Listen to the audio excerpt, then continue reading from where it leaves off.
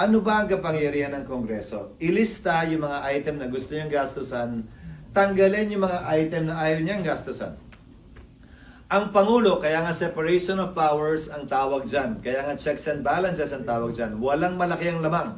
Halos pantayan. So ang Pangulo, hindi pwede magpondo nang hindi pinondohan ng budget. Pero pwede siyang mag-augment mula sa savings na ayaw niya nang ipagpatuloy. So halimbawa, merong pinondohan ng Kongreso na ayaw niya, hindi niya gusto. And then magdedesisyon siya, huwag ipatupad yan. Hindi na natin kailangan yan.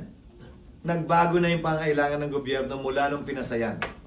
Yung savings mula doon, pwede niyang gamitin para i-augment ang anumang item sa budget na tingin niya ay mas kailangan at mas may panawagan ng panahon na gastusan.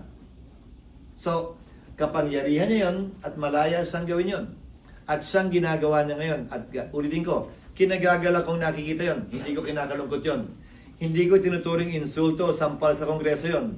Dahil kasama yan sa interplay ng separation of powers at checks and balance na nagpapatunay na matatag, malusog, bibong-bibo ang demokrasya sa ating bansa. Kung saan, hindi kayang diktahan ng Pangulo ang Kongreso at hindi rin naman under ang Pangulo sa Kongreso. Ayaw nyo ba nun?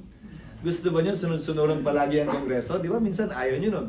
Pag hindi naman sumusunod, sabi nyo, ayaw nyo rin. Alin ba talaga? Ako yung laro nung sa pagitan ng dalawang branches na yon, yon ang simbolo ng isang matatag at malakas na demokrasya.